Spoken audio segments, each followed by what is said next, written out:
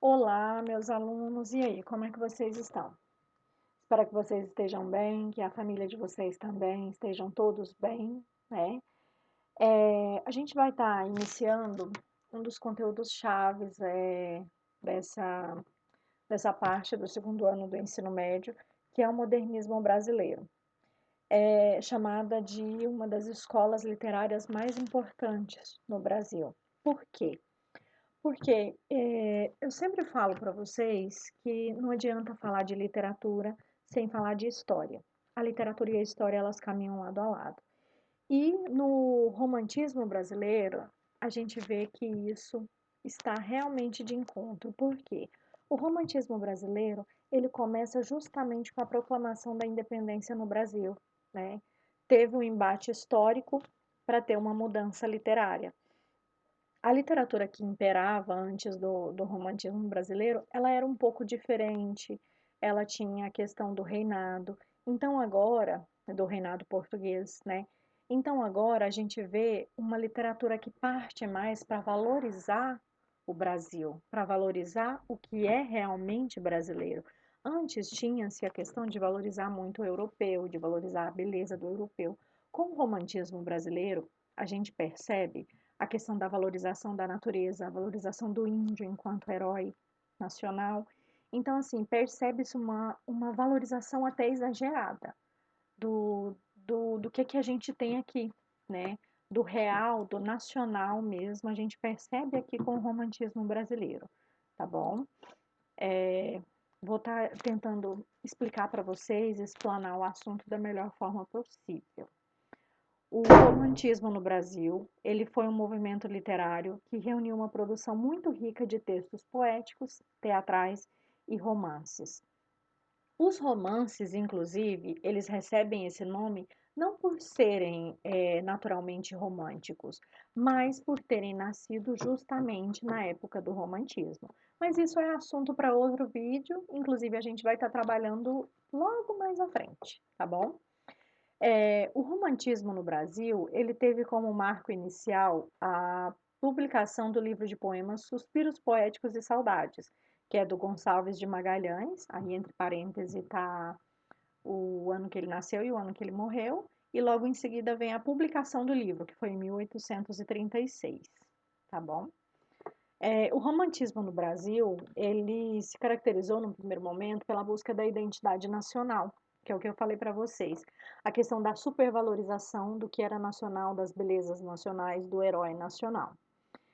E além da busca da identidade nacional, a gente vê o resgate das tradições e valores da cultura popular e do folclore, principalmente da cultura indígena e do folclore indígena, tá? Temas como o índio, a exaltação da natureza, os regionalismos e a realidade social do país são muito explorados pelos autores românticos. Mas tudo no romantismo é exagerado. O nacionalismo é exagerado, a exaltação ao índio é exagerada, o sentimento amoroso é exagerado, a idealização da mulher é exagerada. Tudo no romantismo é exagerado, tá? O romantismo no Brasil, ele surge poucos anos depois da independência do país, que aconteceu em 7 de setembro de 1822. Esse momento, ele representou grandes mudanças sociais, culturais e econômicas para o Brasil. É um marco histórico, como eu falei para vocês. Sempre que tem-se uma mudança nas artes literárias, tem-se um marco histórico que deu início a essas mudanças, tá? Com a independência, os escritores desse período buscam a autonomia da literatura, retomando diversos aspectos da cultura brasileira. Porque até então, a literatura aqui do Brasil, ela era muito voltada para a Europa, ela era muito voltada para Portugal. Com a independência do Brasil, veio-se a busca dessa autonomia literária, dessa valorização do que a gente tem aqui nas nossas terras. Isso porque, durante séculos de colonização, o Brasil sofreu forte influência dos modelos europeus, sobretudo de Portugal. Então, não era só a vivência das pessoas que era influenciada, mas a cultura, de uma forma geral, também era influenciada em todos os sentidos. As principais características do romantismo no Brasil. As principais características da literatura romântica no Brasil são rompimento com a tradição clássica. O romantismo ele veio romper com os modelos clássicos greco-romanos, fundamentados na busca da perfeição e na arte erudita. Então, no romantismo, a gente percebe uma questão de retratar as belezas naturais e não a perfeição dessas belezas. E a literatura greco-romana, ela buscava isso, né, de retratar a perfeição, de retratar a beleza, mas de uma forma perfeita. E os greco-romanos era a questão da exaltação dos deuses, da mitologia grega, da mitologia romana. A arte erudita era uma arte em que as obras literárias tinham que ser perfeitas, inclusive a escrita dos poemas. Os versos tinham que ter o mesmo tamanho, as estrofes tinham que ter uma métrica pré-determinada. Então, era tudo buscando uma perfeição muito exagerada, uma linguagem extremamente formal. Então, no romantismo, a gente percebe que isso foge um pouco. Não tem essa busca exagerada da perfeição. Tem-se a busca do autor escrever de acordo com a sua inspiração, tá? A gente observa também, no romantismo, maior liberdade formal. O que é isso? Os versos são do mesmo tamanho, os versos não serem do mesmo tamanho, as estrofes não terem uma métrica pré-definida. Contrário ao formalismo e tradicionalismo das escolas anteriores, o romantismo utiliza versos sem rima e sem métrica. Não precisa ter rima, não precisa ter o mesmo tamanho. Além de uma linguagem informal e regionalista, que é o que eu falei para vocês, a questão de valorizar o nacional. Então, assim, eles buscavam valorizar o jeito de falar, né, o jeito regional, o jeito de cada lugar ter a sua forma de se expressar e uma linguagem não extremamente formal. Eles já buscavam uma certa informalidade. O indianismo, que é uma das principais características da primeira fase do romantismo, é a questão do índio ser eleito como herói nacional, sendo idealizado como um ser puro e inocente. O índio é o herói nacional nas obras românticas da primeira geração. Nacionalismo e ufanismo. Os valores culturais, históricos e artísticos do Brasil são exaltados pelos escritores que mostram o orgulho da nação. Então, eles retratam tudo que é belo, tudo que é próprio do Brasil, de uma forma ufanista. O que é ufanista? Exagerada, uma forma de exaltação. Tudo é como se estivesse num pedestal. Né? As belezas naturais é como se estivessem num pedestal para serem idealizadas e exaltadas. Culto à natureza, que está associado ao nacionalismo. As belezas naturais do país são enfatizadas pelos autores de maneira grandiosa. O amor platônico e idealismo. A idealização da sociedade, do amor e da realidade são comuns nas obras românticas. Então, o amor no romantismo, ele nem sempre é um amor realizado.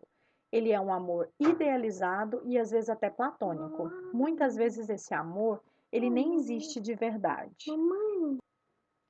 Continuando aqui nas características, além de ter a idealização do sentimento amoroso, a gente vê uma idealização da mulher. Para os escritores românticos, a mulher representava a beleza, a pureza, a inocência e a delicadeza.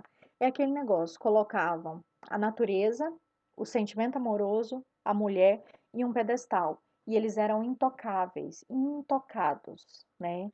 Então, assim, não tinha questão muitas vezes não tinha questão da realização amorosa. Simplesmente havia uma idealização. Era tudo colocado num pedestal para ser idealizado, para ser algo maravilhoso, né? Mas que nem sempre era realizável, e sim apenas idealizado. Subjetivismo e egocentrismo. A literatura romântica foca nos sentimentos e emoções dos autores, reunindo textos de caráter individualista. Subjetivismo entra a questão das emoções e do sentimentalismo. Egocentrismo é algo individual. Então, são sentimentos e emoções individuais que são retratadas nas obras, e não um sentimento ou emoção de uma população em geral, e sim de um único autor, do que está escrevendo ou do que está retratando o sofrimento amoroso pelo qual ele está passando. Sentimentalismo exacerbado ou um sentimentalismo exagerado. A supervalorização das emoções pessoais mostra que os escritores desse momento se opõem ao pensamento racional e objetivo. Eles são extremamente subjetivistas, porque eles fogem muito da realidade, eles não têm um pensamento racional. É como se o sentimento e a idealização viessem sempre em primeiro lugar. Ao invés de ser racional e objetivo, eles são irracionais e subjetivos, tá? Outra característica marcante também é a religiosidade, o oposto ao racionalismo, que desconsidera os valores religiosos. No romantismo, há uma preocupação em se apegar aos valores cristãos. Então, uma das características principais do romantismo é também a questão da religiosidade. Aqui, ó, o Davi está querendo mostrar para vocês o novo integrante da família. Olha só, é um gatinho, é um bolota de pelos. Fofinho. Ele tava ronronando. Outra característica importante é também a evasão e o escapismo. O que seria isso? É questão da fuga da realidade, de escapar muitas vezes do sofrimento que ele está vivendo, aquele sofrimento amoroso, aquele sofrimento pela dedicação extrema à mulher amada ou ao sentimento, porque para os românticos, o amor, ele é como se fosse um ser vivo, né? Ele é o que a gente chama de personificação do sentimento. É como se o amor fosse uma pessoa. Com o desejo de fugir do cotidiano, da realidade dos sofrimentos, os autores românticos criam um ambiente idealizado. Então, eles fogem da realidade, eles escapam do mundo em que eles estão vivendo e muitas vezes do sofrimento amoroso também. O movimento romântico no Brasil, ele é dividido em 3 fases. E são 3 fases muito importantes, porque em cada fase tem-se características fundamentais das obras, tem-se obras fundamentais dentro dessas fases do romantismo. Elas podem ser chamadas de fases ou gerações. Tem livros ou sites que vocês vão encontrar a primeira fase ou primeira geração. Eu costumo chamar de primeira geração romântica, segunda, terceira geração romântica, mas isso depende muito de pessoa, de autor, né? Cada uma dessas gerações, ela possui característica própria e reúne diversos escritores. Dentro de uma mesma escola literária, a gente tem diferentes obras com diferentes características, tá bom? A primeira geração romântica data-se de 1836 a 1852. Ela é nacionalista, indianista e religiosa. Então, é a questão da valorização exagerada do que era nacional, da natureza, o herói é o índio, né, aqui no indianismo, e a questão da religiosidade, do cristianismo, é muito valorizada nessa primeira geração. Na segunda geração, que vai de 1853 a 1869, é o egocentrismo exacerbado e o pessimismo. Ou, dentro desse pessimismo, vocês podem encontrar em alguns autores chamando de mal do século. Esse egocentrismo exacerbado é a questão do autor colocar todos os sentimentos dele nas obras. É o sentimento individual dele, é o sofrimento individual dele dentro das obras individuais que ele escreve. E o pessimismo é o sofrimento, o mal do século. Muitos autores da segunda geração romântica, eles exaltavam o sentimento de uma forma muito exagerada. E com essa exaltação do sentimento, vinha também o pessimismo, o mal do século, ou o hoje para a gente a depressão. Né? Muitos autores românticos da segunda geração, inclusive o Álvares de Azevedo, eles eram extremamente pessimistas e depressivos. E a terceira geração romântica, que vai de 1870 a 1880, essas datas elas não são fixas, viu, gente? São aproximações. Ela tem um cunho social e libertário. Inclusive, a obra que marca essa terceira geração é o Navio Negreiro, do Castro Alves, que fala do sofrimento dos negros dentro dos navios que vinham para o Brasil, né, do sofrimento dos escravos dentro dos navios. Então, por isso, a obra chama Navio Negreiro. E cunho social, porque fala desse sofrimento desses escravos, e libertário, porque o Castro Alves ele já pregava essa questão da liberdade da escravidão, tá? Aqui a gente tem as características separadas de cada geração, de cada fase do romantismo brasileiro. A primeira fase, ou primeira geração do romantismo brasileiro, ela começa após a independência do Brasil, em 1700, dia 7 de setembro de 1822. E a literatura brasileira, ela buscou focar em temas nacionais, que estivessem relacionados com o sentimento patriótico de uma nova nação que estava sendo construída. Então, é uma busca até exagerada, tá? De valorizar o nacional, de desapegar um pouco dos moldes europeus. A primeira geração romântica no Brasil teve como principais características o nacionalismo e o indianismo. Os temas mais explorados pelos escritores desse momento são natureza, sentimentalismo, religiosidade, ufanismo e nacionalismo. O ufanismo é a questão de exaltação, né, de tudo sem exagero. A valorização da cultura, da história do país e das tradições populares estiveram muito presentes nessa primeira fase. O indianismo expressa uma das buscas aos temas nacionais, e nesse contexto, o índio ele é eleito como herói nacional e apontado como um ser puro e inocente. Ele é o herói de todas as obras dessa época, principalmente se vocês pegarem ali as obras do José de Alencar, a Iracema, o Birajara e o agora eu me esqueci o nome da obra, mas eu lembro do personagem principal, que é o Peri, que é o índio. E eles são sempre considerados como heróis, eles são sempre considerados como puros, como inocentes, e muitas vezes eles deixam de lado os seus, da própria tribo, para servir ao branco, que é o ser amado deles, tá? Dessas três obras, a que eu considero mais triste é o Birajara. Se vocês tiverem a oportunidade de ler, o Birajara, ele mexe com as emoções, porque ele não é a questão do romantismo, de sentimentalismo, de amar outra pessoa, mas é o amor pela família, o amor pelos irmãos, o amor pela tribo. Já a Iracema, ela deixa de ficar junto com os seus para se apaixonar e se apaixona pelo branco, tem um filho do branco. Já o Peri, ele é igual a Iracema. Ele deixa a sua tribo e vai servir aos brancos e se apaixona pela Cecília, que é uma branca que vivia na Casa Grande. Então, dessas obras, eu acho que o Birajara retrata muito a questão do nacionalismo indígena, tá? Os principais escritores da primeira fase do romantismo foram o Gonçalves Dias, o Gonçalves de Magalhães e o José de Alencar. O Gonçalves de Magalhães, como eu falei lá no início, ele foi o fundador do romantismo no Brasil e é o autor das obras Suspiros Poéticos e Saudades, A Confederação de Tamoios, que fala da Confederação Indígena, os indígenas do Brasil perante a história. As obras do Gonçalves de Magalhães, elas são mais voltadas para a realidade histórica do país na época, tá? Tem um certo sentimentalismo porque fala um pouco da vivência dos índios, fala um pouco das características do romantismo, mas ela é mais voltada para a questão histórica, para a questão nacionalista, nacionalista exagerada, tá? Não tem ali sentimento amoroso, não tem sofrimento amoroso nas obras do Gonçalves de Magalhães.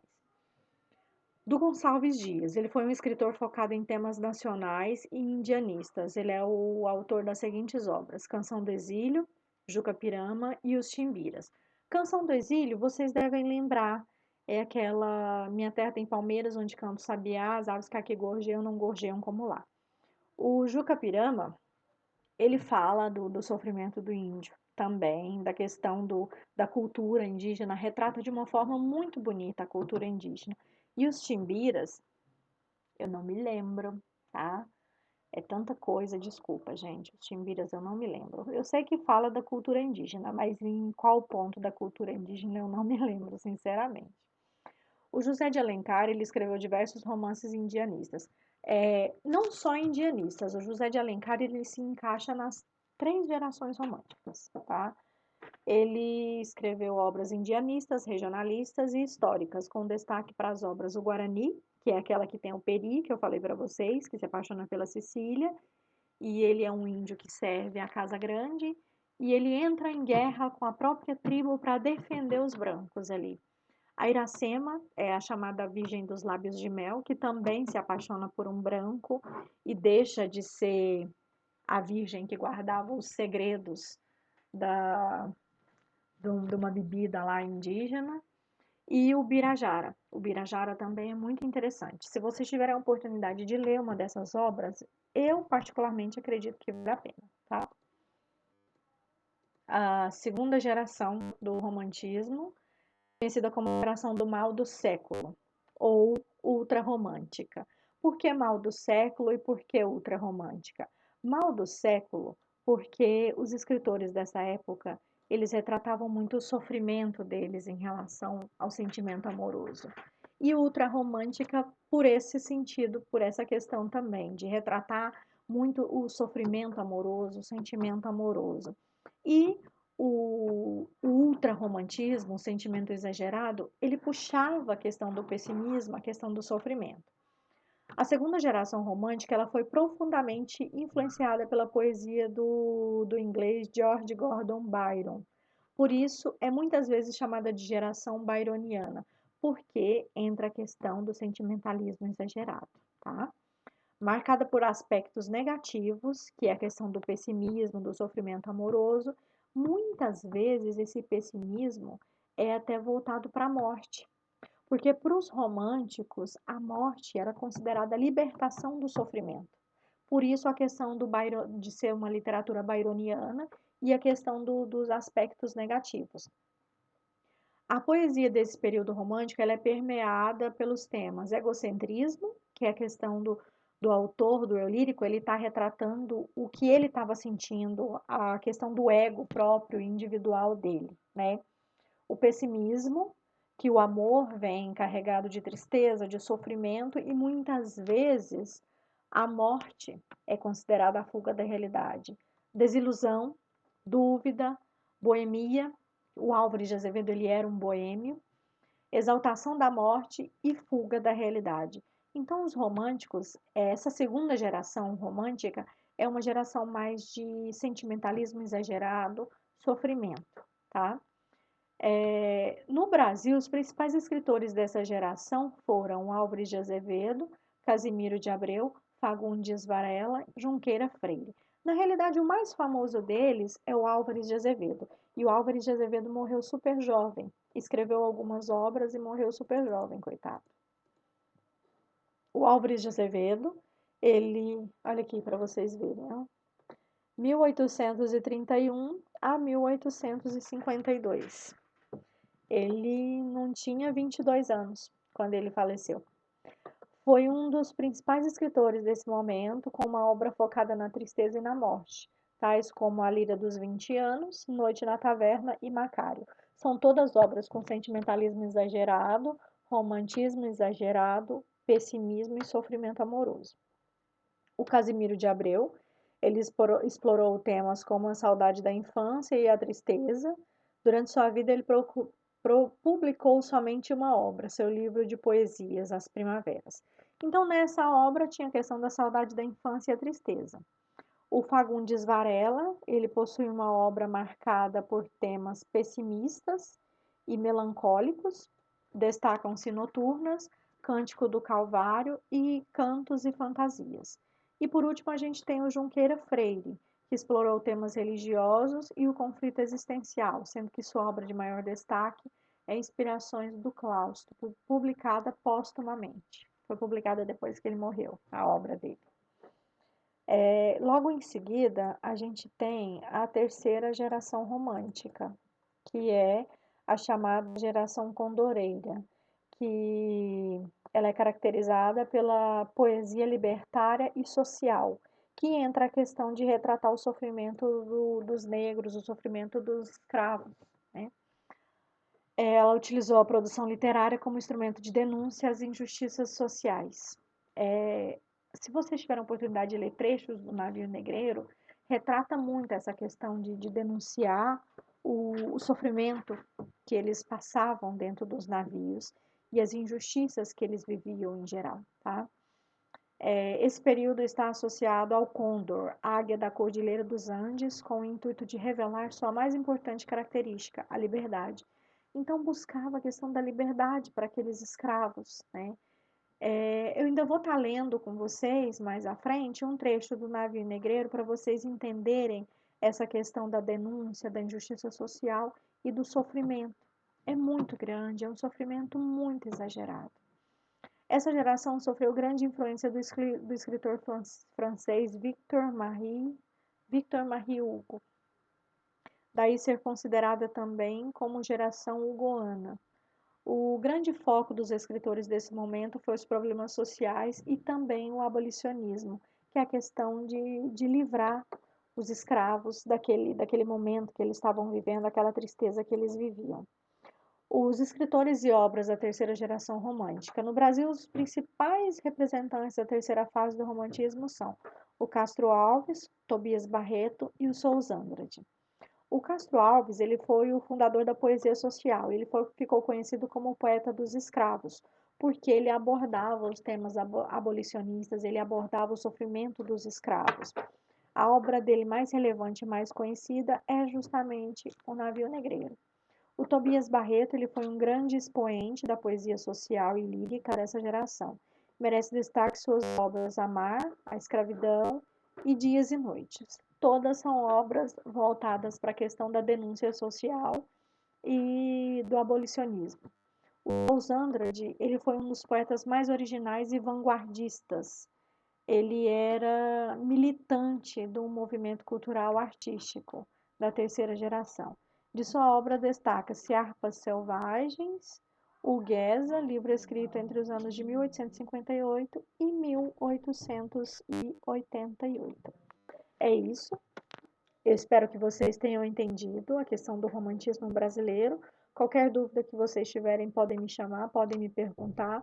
O vídeo ficou um pouquinho longo, eu tentei sintetizar o máximo que eu pude, mas falar sobre o romantismo no Brasil, eu não ia conseguir falar em 10 minutos, né? Eu acho até que ficou reduzido demais, para mim que gosto de falar muito e principalmente que sou apaixonada pelas artes literárias em geral, tá? Como eu disse, espero que tenha ficado claro para vocês. Qualquer dúvida que vocês tiverem, podem me chamar, podem me perguntar, que eu tô aqui para ajudá-los, tá bom? Um beijão. E se cuidem, tá? Tchau, tchau.